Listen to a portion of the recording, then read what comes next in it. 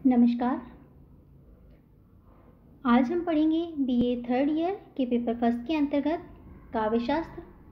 काव्यशास्त्र में हमारा जो विषय चल रहा था, हमारे पाठ्यक्रम के अंतर्गत आने वाले, हम काव्यशास्त्र के विषय रस के बारे में अध्ययन कर रहे थे और आज हम पढ़ेंगे रस का अग्रिम रूप।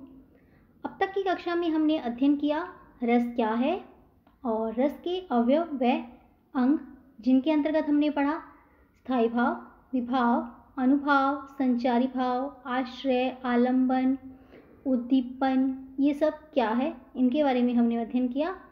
आज हम स्थायी भाव के बारे में विस्तार से अध्ययन करेंगे। तो आइए शुरू करते हैं। स्थायी भाव, जैसा कि मैंने आपको बताया कि रस 9 प्रकार के होते हैं और उन 9 रसों में नाटक में रस माने गए हैं 8। नाटक में शांत रस को स्वीकार न करते हुए 8 रस ही स्वीकार की गई हैं और उन 9 रसों के साथ साथ अब वर्तमान में हिंदी में 2 रस और प्रचलित हैं, जो कि हैं वात्सल्य रस और भक्ति रस। सूरदास के काव्य के आधार पर वात्सल्य रस ने अपना प्रकटीकरण किया और तुलसीदास की भक्ति के आधार पर भक्ति रस प्रकाश में आया। तो इस प्रकार से मूल रूप से रस थे 9 और नाटक में रस माने गए हैं 8 और हिंदी में वर्तमान में रस हैं 11। तो जो 9 रस हैं उनमें 2 रस और जोड़े, जैसे कि वात्सल्य रस और फिर 10वां रस जो है भक्ति रस। 10वां रस वात्सल्य और 11वां रस है भक्ति रस। वात्सल्यता तथा भक्ति इन दोनों रसों के स्थायी भाव हैं। वात्सल्य रस का स्थायी भाव है वत्सलता और भक्ति रस का स्थायी भाव है भगवत विषयक रति या भक्ति की भावना। विवेक साहनी के द्वारा लिखित ग्रंथ भक्ति रस में पहला रस या 11वां रस इस रस को स्थापित करते हैं, अर्थात विवेक साहनी ने अपने काव्य में, अपने ग्रंथ में इसे महत्ता प्रदान की है। तो जो 11 रस हैं उनके नाम मैं आपको बता दूं: श्रृंगार रस, हास्य रस, करुण रस, रौद्र रस, वीर रस, भयानक, विभत्स, अद्भुत, शांत रस, वात्सल्य और 11वां है भक्ति रस। और इन्हीं रसों के स्थायी भाव, आज हम स्थायी भावों के बारे में ही विस्तार से अध्ययन करेंगे। तो इन रस के जो स्थायी भाव हैं वो है: श्रृंगार का स्थायी भाव है रति या प्रेम का, हास्य का स्थायी भाव हास, करुण का स्थायी भाव शोक, रौद्र का स्थायी भाव क्रोध, वीर का स्थायी भाव है उत्साह और भयानक का स्थायी भाव भय, विभत्स का स्थायी भाव जुगुप्सा या ग्लानि, अद्भुत का स्थायी भाव है विस्मय और शांत रस का स्थायी भाव है निर्वेद, जिसे कि नाटक में महत्ता नहीं दी गई, और वात्सल्य रस का स्थायी भाव वात्सल और भक्ति रस का स्थायी भाव है भगवत विषयक रति। तो ये हमारे 11 रस और उनका स्थायी भाव। तो इनके बारे में हम विस्तार से अध्ययन करते हैं। प्रत्येक रस का स्थायी भाव जो है उसका आज हम संक्षिप्त परिचय देखते हैं। तो रति का अर्थ है प्रेम। ये श्रृंगार रस का स्थायी भाव है रति और इसका अर्थ है प्रेम। स्त्री पुरुष की एक दूसरे के प्रति जो उत्पन्न प्रेम है, एक दूसरे के प्रति जो भाव है, जो लगाव है, वह चित्तवृत्ति जो है, रति जो है वो स्थायी भाव है और ये श्रृंगार रस का स्थायी भाव है। उसके बाद हास्य जो स्थायी भाव है वो है हास्य रस का। किसी का रूप देखकर या उसके कथनों को सुनकर, उसकी वाणी को सुनकर या उसके अंगों के क्रियाओं को देखकर जो चित्त में विकसित होने वाला भाव है वो है हास। किसी का ऐसा रूप देखा जिससे कि हंसी आ गई, जो कि हास उत्पन्न करने वाला है, या उसके ऐसे शब्द, उसकी ऐसी बातें और उसकी ऐसी क्रियाएं जो चित्त में विकसित होने के बाद हास उत्पन्न कर दे, वो हास रस है। हास्य रस का स्थायी भाव है हास। तो शोक है करुण रस का स्थायी भाव। किसी प्रिय वस्तु, जिसने हम इष्टजन कह सकते हैं हमारे, और हमारा वैभव भी कह सकते हैं, हमारा जो गौरव है, हमारा वैभव है, हमारी संपन्नता है, यदि वो नष्ट हो जाए, इसका नाश हो जाए, तो इससे उत्पन्न होने वाले चित्त में जो व्याकुलता है, उस व्याकुलता की स्थिति को कहा जाता है शोक, और ये शोक है करुण रस का स्थायी भाव। आगे बढ़ते हैं।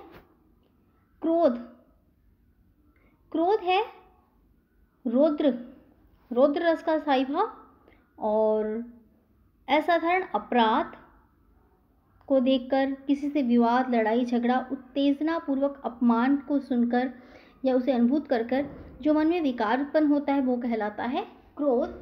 और उत्साह है मन में, ये वीर रस का स्थायी भाव है। वीरता से किसी कार्य करने के लिए अंदर से क्या है, एक उत्साह का भाव जागता है, तो ये वीर रस का स्थायी भाव है। मन की उल्लासपूर्ण वृत्ति, ये कार्य को हमने पूरा करना है, वीरता हासिल से उसको विजयी करना है, तो जिसके द्वारा मनुष्य तेजी से किसी भी कार्य को करने में लग जाता है और उत्साह कहलाता है। और इसकी अभिव्यक्ति शक्ति, शौर्य व धैर्य के प्रदर्शन में होती है।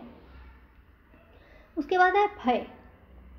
भय है हिंसक जंतुओं के दर्शन से, भय डर का भाव, भयानक रस।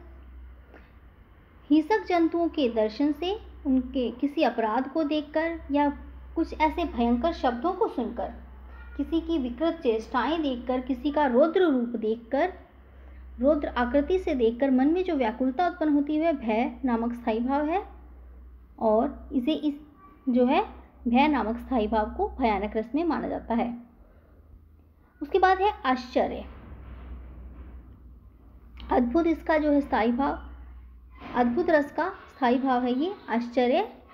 अलौकिक वस्तु को देखने से, उसे सुनने से, वाक्य को और उसके किसी चीज़ का ऐसे स्मरण, अलौकिकता के स्मरण से जो मन में स्थायी भाव उत्पन्न हुआ है, जो मन में विकार उत्पन्न हुआ है, वह आश्चर्य विकार है और ये अद्भुत रस का स्थायी भाव है।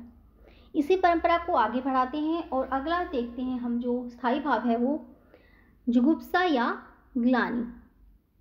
तो ये किसी भी अरुचिकर या मन के प्रतिकूल वस्तु को देखने से जो हमें अच्छी नहीं लग रही, विभत्स रस का ये स्थायी भाव है जुगुप्सा या ग्लानि। तो मन को अच्छे न लगने वाली अरुचिकर वस्तुओं को देखने से या उसकी कल्पना मात्र से ही हृदय में जो ग्लानि का, जुगुप्सा का भाव होता है, छी का भाव उत्पन्न होता है, उसे जो है जुगुप्सा नामक स्थायी भाव कहते हैं और ये रस का ही स्थायी भाव है। निर्वेद, संचारी जो है सांसारिक विषयों के प्रति, शांत रस का स्थायी भाव है निर्वेद।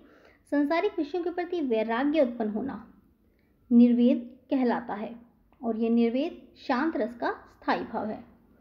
आगे देखें तो जो हमारे स्थायी भाव हैं उनके अंतर्गत है वात्सल और देवविषयक रति।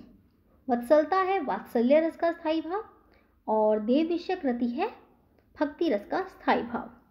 वात्सल्य रस को स्थापित करने में हम सूरदास की अहम भूमिका मानते हैं और देवविषयक रति में हम मानते हैं तुलसीदास के भक्तिकालीन काव्य की।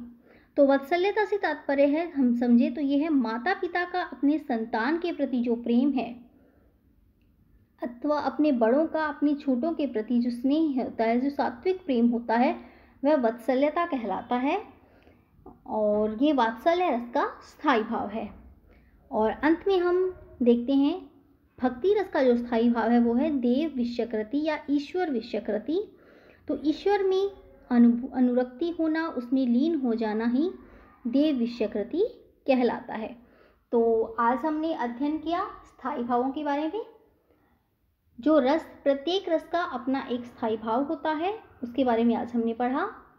तो श्रृंगार का स्थायी भाव रति, हास्य का स्थायी भाव हास, करुण का शोक, इस प्रकार से वीर का रौद्र, इस प्रकार से हमने जो है स्थायी भावों का अध्ययन किया, उनको विस्तार से पढ़ा। और इसके आगे की कक्षा में हम जो हमारे 11 रस हैं उनके बारे में विस्तार से अध्ययन करेंगे, उनके जो अंग हैं, अवयव हैं, उनके बारे में पढ़ेंगे। धन्यवाद।